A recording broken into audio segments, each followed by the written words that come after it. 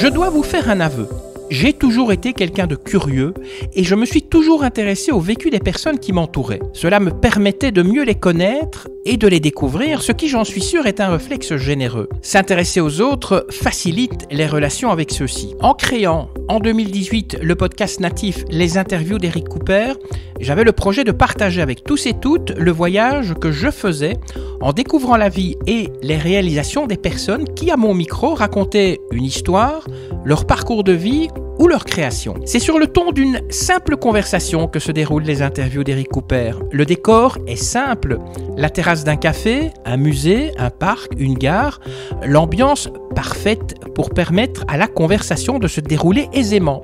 Le seul témoin de ces mots échangés, c'est le micro qui restituera fidèlement les échanges et les bruits extérieurs. L'auditeur ou l'auditrice n'assiste pas à cette conversation, mais si il ou elle ferme les yeux, il ou elle sera à mes côtés et grâce à son imagination, suivra l'interview pour découvrir de façon virtuelle l'acteur ou l'actrice du podcast qui pourra être une personne connue ou inconnue. J'espère que vous aurez un plaisir certain à écouter ce podcast et que vous vivrez un moment unique et hors du temps grâce à celui-ci.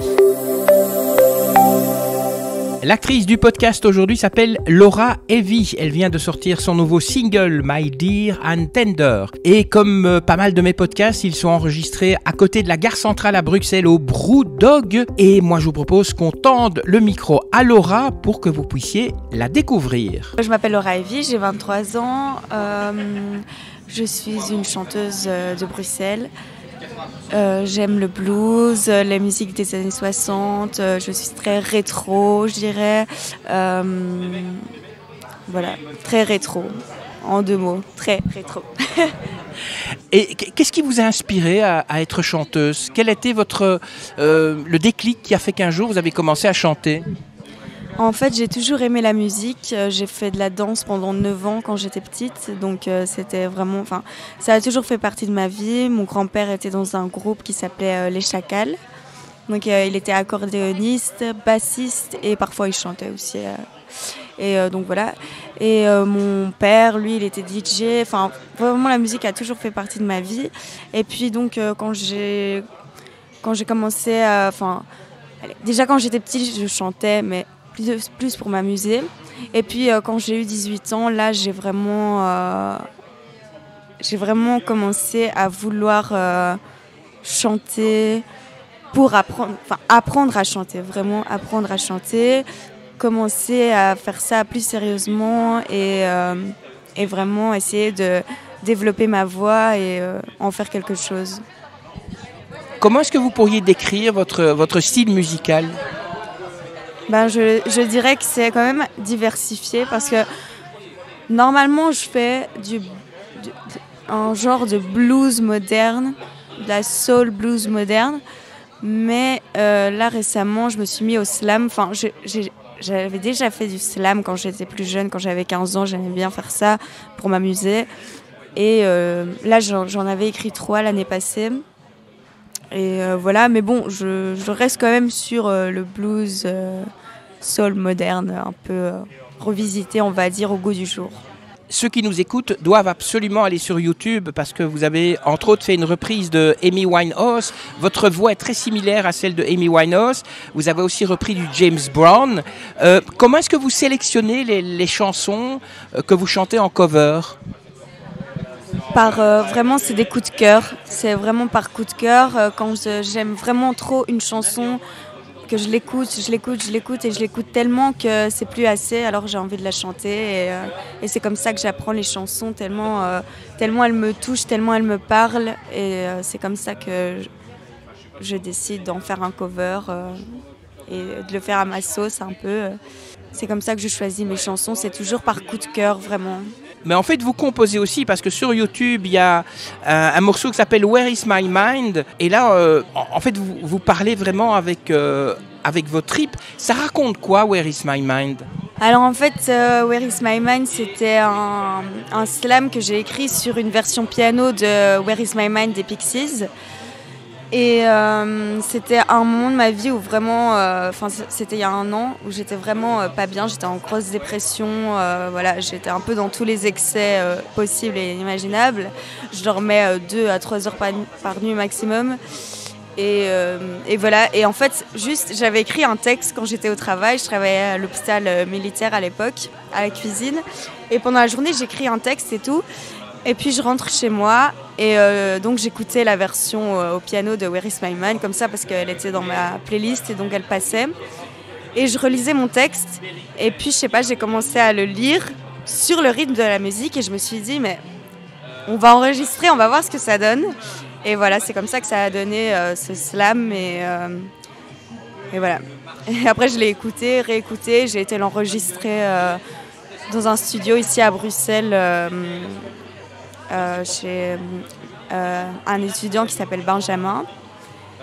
Et voilà, c'est comme ça que c'est venu. C'était vraiment une mauvaise période et j'avais vraiment besoin d'extérioriser. Et ça m'a fait vraiment du bien de pouvoir mettre des mots sur ce qui allait pas et sur ce que je ressentais à ce moment-là. Est-ce qu'il y a des messages que vous essayez de faire passer au travers de votre musique et si oui, lesquels ? Déjà, oui, bien sûr, évidemment. Je pense que le message que j'aimerais faire passer, déjà, c'est tous les gens qui peuvent se reconnaître dans mes paroles, leur dire qu'ils ne sont pas seuls, qu'il y a des gens qui ressentent aussi les choses très fortement. Enfin, je suis quelqu'un un peu hypersensible, je dirais, hyper empathe, donc je ressens très fort les émotions des gens, mes émotions à moi, mais aussi les émotions des gens qui m'entourent. Et donc, du coup, je pense que, voilà, juste pour dire aux gens qui ressentent mes paroles, qui ne sont pas seuls, et aussi faire danser, rire parfois, enfin vraiment transmettre l'émotion. Tout ce que je fais dans la musique, c'est vraiment juste pour l'émotion. Et voilà. Vous allez sortir très bientôt un nouveau single. C'est vous qui avez composé les paroles. Comment s'est passé justement le processus de création de ce single ? Alors, en fait, donc ça s'appelle My Dear and Tender. C'est une chanson que j'avais écrite il y a 2 ans. Et à cette période-là, j'étais en couple avec un homme plus âgé que moi, 16 ans plus âgé que moi. Et j'étais dans une relation vraiment prison, c'est-à-dire que je pouvais rien faire. J'étais tout le temps à la maison, un peu mère au foyer sans les enfants. Je pouvais rien faire, voilà, monsieur ne voulait pas que je travaille, monsieur ne voulait pas que je sorte sans lui, etc. Et donc c'était vraiment une chanson en mode rébellion. J'avais envie de mettre des mots en mode mec, arrête, je fais ce que je veux en fait. Je fais ce que je veux, je t'aime, mais je fais ce que je veux, donc stop. Et donc c'est un peu une chanson narquoise, je vais dire, mais en même temps on sent l'amour qu'il y a dedans. Mais c'est très presque enfantin, je dirais. C'est vraiment comme un jeu. Et donc voilà, si on traduit les paroles, le refrain c'est en mode c'est fou, n'est-ce pas? C'est pas aussi facile. Maintenant, je suis comme une petite fille qui jure pour la première fois. Enfin, c'est vraiment très. Encore une fois, c'est très personnel. Hein. De toute façon, à chaque fois que j'écris quelque chose, c'est très personnel. Et donc là, c'était vraiment en mode rébellion contre la misogynie, un peu. C'est pas féministe, pas du tout. Hein, mais je veux dire vraiment. Oui. Voilà. Donc ça parle vraiment de ça, de ce petit rébellion contre la mentalité de mon ex, le couple. Ouais. Pourquoi est-ce que vous chantez en anglais et pas en français ? Du coup, là, j'ai chanté en français pour le slam, mais c'est vrai qu'en anglais, je vais dire, comme je sais que la plupart des gens que je connais, en tout cas la moitié peut-être, ne comprennent pas l'anglais, c'est un peu rassurant pour moi de me dire qu'ils ne comprennent pas tout ce que je dis, parce que c'est très personnel, encore une fois, je ne vais pas me répéter 10 millions de fois, mais voilà, je pense que c'est un peu une protection quelque part. Et puis j'aime vraiment beaucoup la langue anglaise de toute façon. Je trouve que c'est une très belle langue, même le français. Mais je veux dire, voilà, pour le chanter en tout cas, je trouve ça que c'est très beau. Donc voilà. Les concerts, pour vous, ça représente quoi ? C'est un moment important de votre carrière de chanteuse ? Oui, bien sûr. Je pense que c'est le moment où je me sens le plus vivante dans ma vie. C'est quand je chante devant des gens et que je vois leurs réactions. enfin les applaudissements et tout, enfin c'est tout un rituel. Enfin pour moi c'est ouais, c'est vraiment ça me réchauffe le cœur quoi. C'est Alors, quels sont les défis auxquels vous êtes confronté en tant que jeune artiste dans l'industrie musicale en Belgique? Les difficultés, bah, je dirais que c'est parce que surtout, en fait, moi je suis quelqu'un de très vieux jeu, donc je m'y connais pas trop au niveau réseaux sociaux et tout ça, pour genre TikTok, tout ça, je gère pas du tout. Et je sais que c'est ce qui est très en vogue en ce moment. Et donc j'ai un peu du mal à faire ma promotion moi-même et tout ça, donc je dirais que c'est ça les difficultés que j'ai. Et voilà. Puis un peu peut-être financièrement aussi, parce que voilà, la vie d'artiste c'est un peu galère au début. Donc voilà, je dirais que c'est ça les difficultés. Et vos fans, puisque vous dites que vous ne gérez pas les réseaux sociaux, les personnes qui sont fans, comment est-ce que vous réussissez à les réunir autour de vous? Alors, je sais pas vraiment. En fait, je sais pas vraiment. Disons que la plupart des gens qui me suivent, c'est des gens que je connais. Et le reste, c'est des gens qui sont rajoutés par des amis en commun, etc., qui ont bien aimé. Et les gens partagent. Et puis, je suis passée aussi à la radio. Donc, Et être une femme dans le milieu de la chanson en Belgique, une jeune femme, c'est facile ou bien il faut se battre 2 fois plus pour s'imposer? Alors là, je sais pas vraiment. Je dirais que non, pas spécialement, parce que j'ai beaucoup d'amis qui font du rap et c'est pas évident pour eux non plus. Je pense qu'on est égaux là-dessus. Non, je pense pas que ce soit plus difficile parce que je suis une femme. Après, bien sûr, on va dire il y a plus de danger peut-être, dans le sens, oui, peut-être des gens un peu mal intentionnés, etc. Peut-être. Dans ce sens-là, oui, mais sinon, pour le reste, je pense pas. Et les critiques, parce que c'est vrai qu'on regarde vos vidéos sur YouTube, les covers, vous avez probablement beaucoup de commentaires, vous avez sûrement beaucoup de commentaires qui disent « Waouh, on adore », mais quand vous avez des commentaires négatifs, vous gérez ça comment? Est-ce que intérieurement, vous dites que vous êtes hypersensible, ça résonne beaucoup plus en vous, ce genre de critiques? En fait, ce que je fais, c'est que les critiques qui sont constructives, donc les critiques négatives qui sont constructives, je les garde et j'en prends note dans ma tête et vraiment je le prends bien. Après, les critiques genre c'est nul, c'est de la merde, j'aime pas, enfin juste ça, enfin ça me passe au-dessus de la tête, enfin je m'en fous parce que c'est pas constructif et donc ça n'a pas d'importance, on va dire, pour moi et mon travail. Quels sont vos objectifs et aspirations pour votre carrière musicale à long terme? Où vous voyez-vous dans 10 ans? Parce qu'en préparant l'interview, vous me disiez « je n'ai pas vraiment envie d'être célèbre ». Non, bien sûr, j'ai pas trop envie d'être célèbre. Après, j'aimerais bien vivre de mon art, ça c'est sûr. J'aimerais bien faire des grands concerts, des grands festivals, surtout des festivals, j'adore ça. Mais je veux dire, mon rêve vraiment, ce serait de devenir prof de chant. Ça, c'est vraiment mon rêve.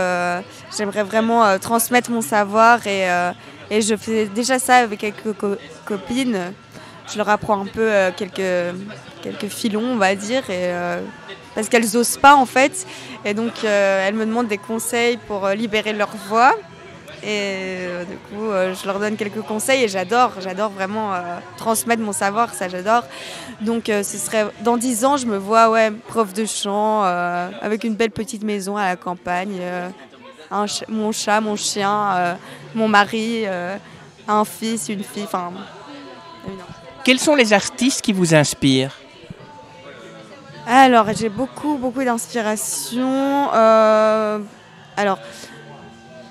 Pour le français, je dirais Serge Gainsbourg, Edith Piaf. Ça, c'est mes deux grandes inspirations françaises. Pour tout ce qui est anglais, Amy Winehouse, Etta James,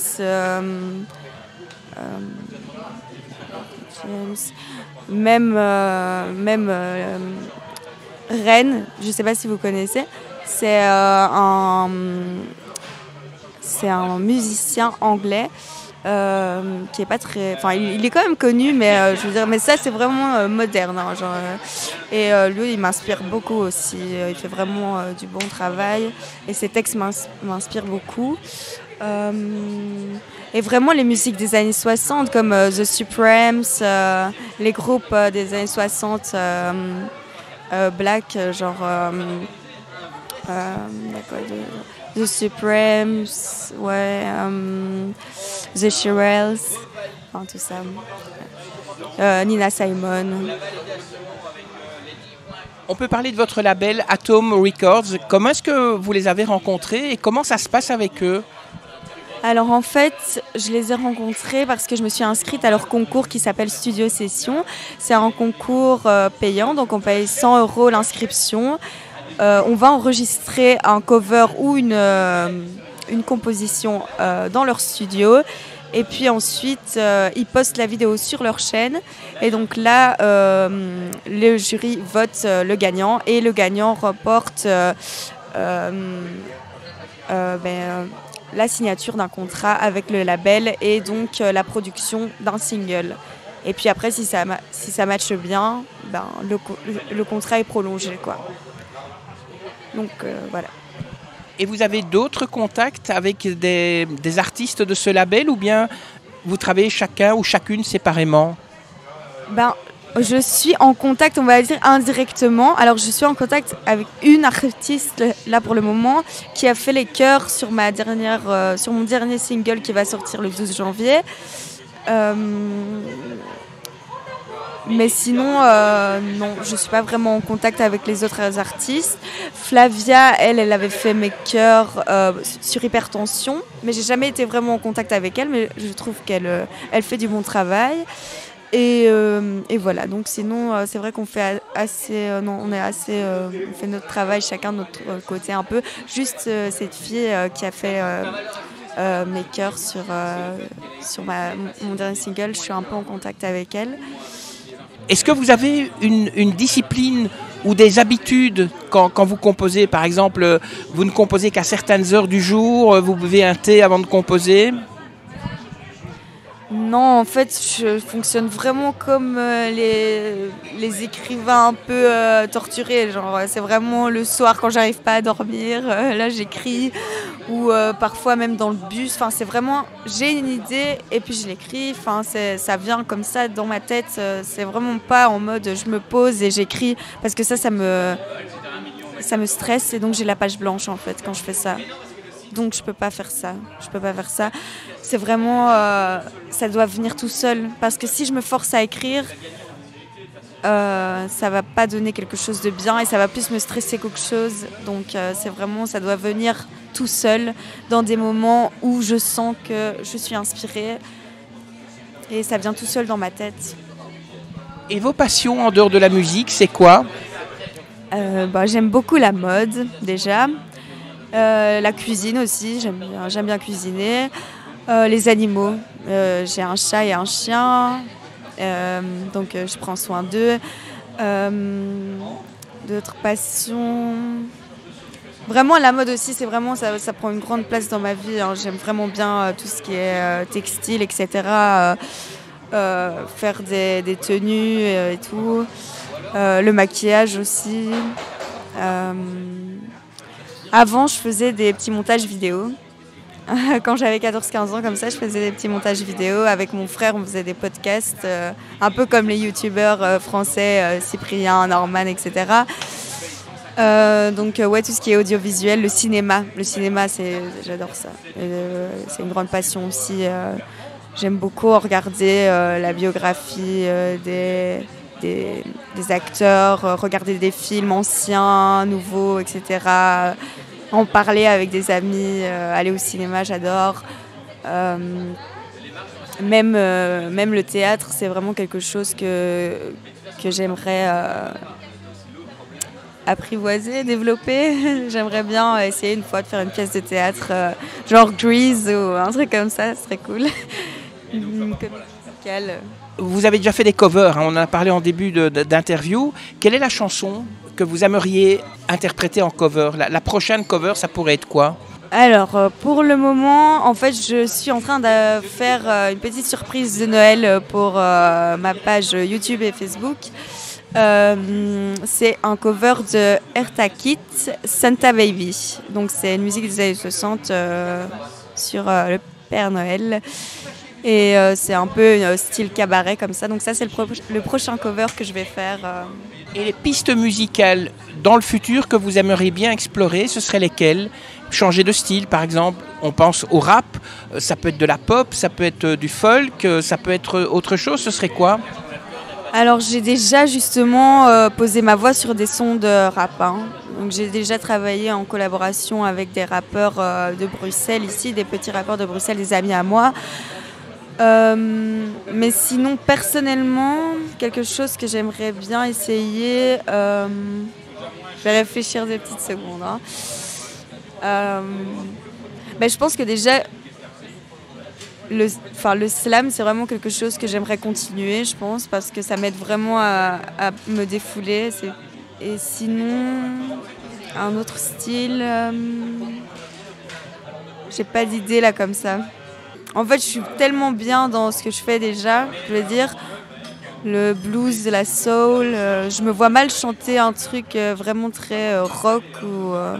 Après, ça m'est déjà arrivé de faire des covers de Dream On, par exemple, de Aerosmith. Et vraiment bien, et le public avait vraiment apprécié. En fait, je suis tellement déjà diversifiée dans ce que je fais mais je le fais tellement à ma sauce que ça a toujours un air un peu soul à cause de ma voix. Donc même si je vais chanter Aerosmith, Dream On ou Where Is My Mind, la vraie version de Pixies avec ma voix, ça va toujours paraître un peu... donc je me diversifie déjà beaucoup dans ce que je fais en fait, en réalité. On va poser une dernière question. Vous avez dit que dans 10 ans, vous aimeriez bien être prof. Alors, quel serait le conseil que vous pourriez donner à celui ou celle qui aimerait bien se lancer dans la chanson ? Bon, déjà, je dirais qu'il faut oser. Et c'est pas parce qu'on croit qu'on ne sait pas chanter, c'est faux. Tout le monde sait chanter. En fait, les cordes vocales, c'est un muscle, donc c'est comme le sport. Si on s'exerce, on arrive à chanter, voilà. Maintenant, c'est sûr que tout le monde n'a pas la même voix. Mais une fois qu'on trouve son timbre de voix et son confort, alors là, c'est merveilleux. Enfin, je veux dire, le conseil que je donnerais, c'est vraiment d'oser et de ne pas se dire « j'y arrive pas, je ne sais pas chanter » et de ne pas écouter les autres aussi, parce qu'au début, ma propre mère, elle rigolait quand je chantais. Alors que maintenant, elle m'encourage à mort, c'est elle qui m'aide dans tout ce que je fais. D'ailleurs, je la remercie énormément pour tout ce qu'elle fait pour moi. C'est vraiment un amour, c'est un ange tombé du ciel, ma mère, vraiment, vraiment. Et donc du coup, vraiment, ouais, ne pas écouter les autres, ce qu'on peut dire au début, ouais, tu sais pas chanter, qui rigolent, etc.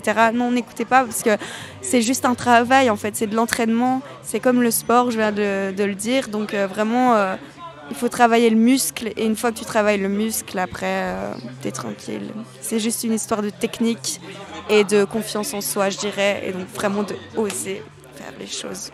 Et de ne pas se dire « je peux pas ». Parce que de toute façon, dans la vie, tout est énergie. Même Albert Einstein le disait, tout est énergie. Donc, si tu as des énergies négatives envers quelque chose, tu vas attirer le négatif vers toi. Si tu as des énergies positives, si tu te dis « je vais y arriver », alors tu vas y arriver. Ça y est, c'est fini.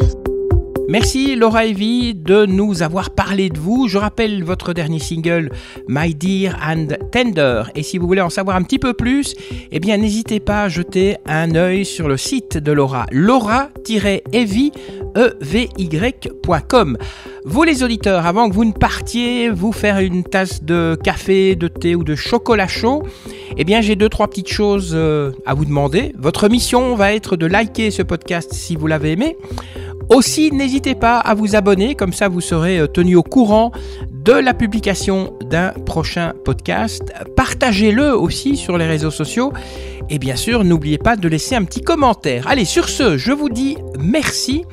Que la force soit avec vous et avec tous les autres. C'est un petit peu la formule de fin du podcast et je vous donne rendez-vous une prochaine fois. Bye bye.